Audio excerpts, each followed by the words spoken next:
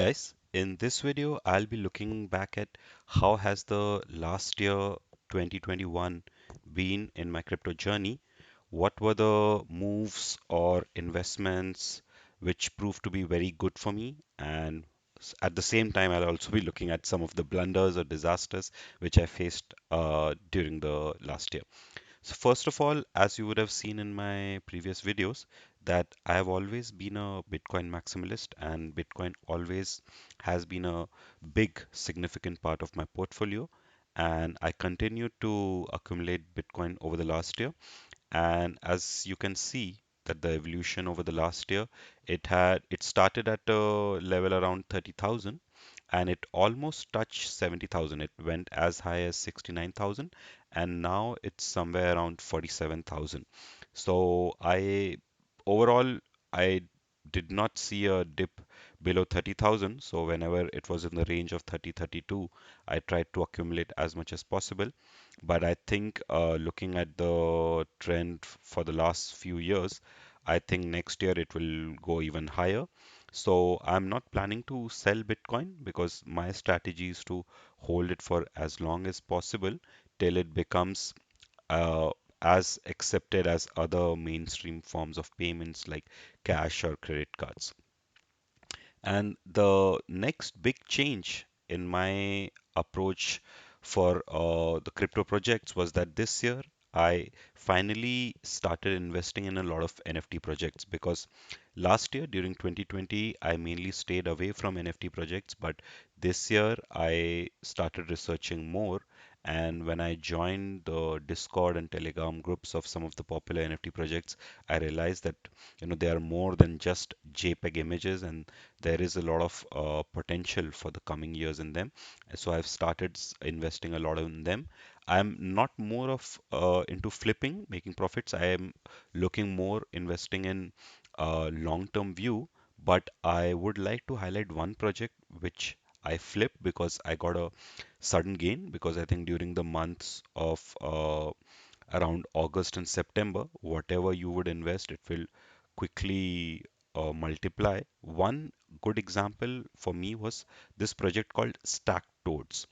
This was something I was lucky enough for the first time in my investing journey that I was able to sell at the top. This project reached a top of about more than 3 Ethereum, and I was lucky enough to be able to buy at close to the bottom of about 0.15 to zero point 0.2 Ethereum. And I was able to buy about three of these NFTs and I sold them closer to the top. So this gave me an overall profit of about 5 Ethereum, which I was able to invest in other projects. Uh, when I look at the blue chip projects here in this space, then Bored Ape Yacht Club and CryptoPunks, they're already at such a high price level that it's not possible for most of the people to gain entry.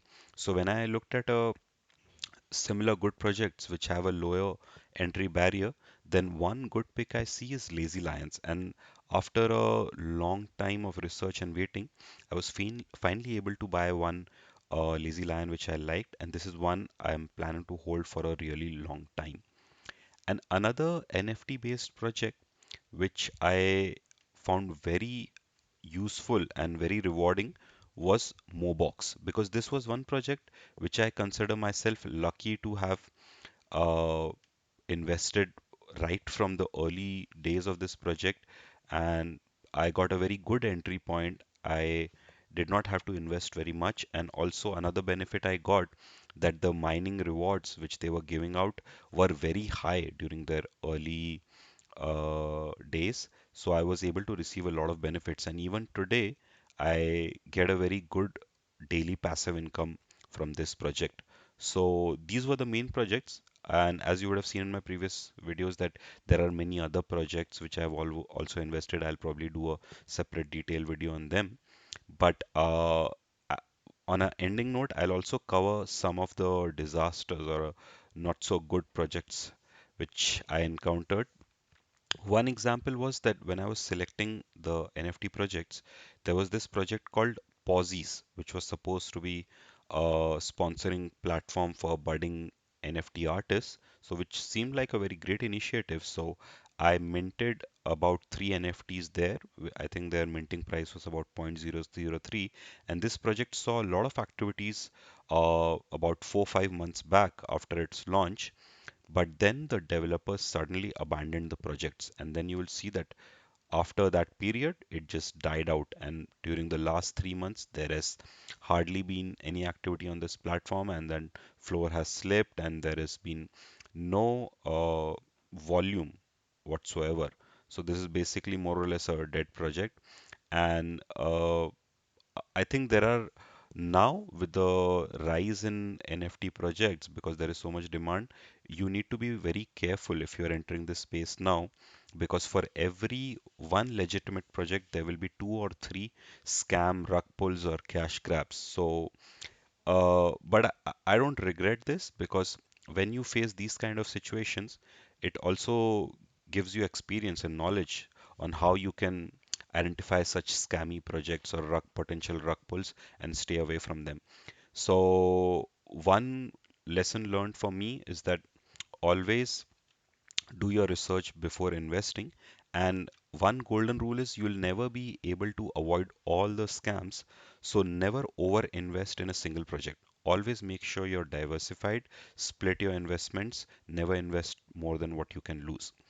And I think the last ending note for me for this year was the sequence of airdrops, because this year also there were several airdrops. I missed out one of the biggest airdrops this year, which was ENS, because I had been thinking of getting a ENS domain for a long time. But for some reason, whenever I'll have some Ethereum accumulated, I'll invest in the NFT projects.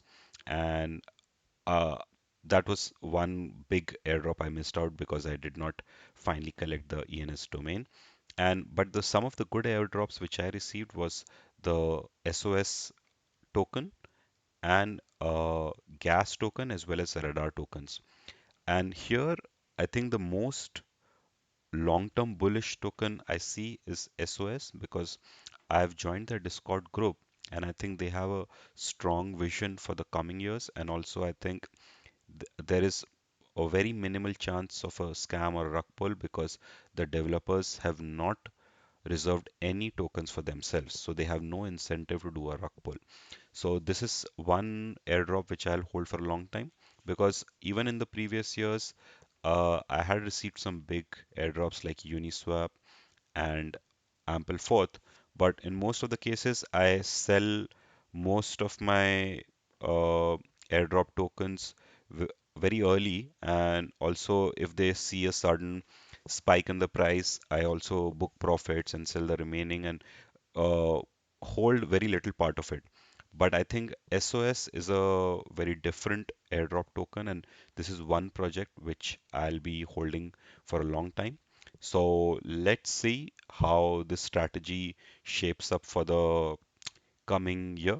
And another plan for the next year is that I'll try to make more videos regularly, because I am now reviewing and researching on a lot of new NFT projects, and I think in 2022, the biggest move in the crypto area would be in the NFT space, because this is something which has grown tremendously over the last few months, and I think it has a lot of scope to grow even further during the next year, and this would be the hottest thing in crypto. So let's see how this shapes up over the coming months, and thanks for your time. Bye.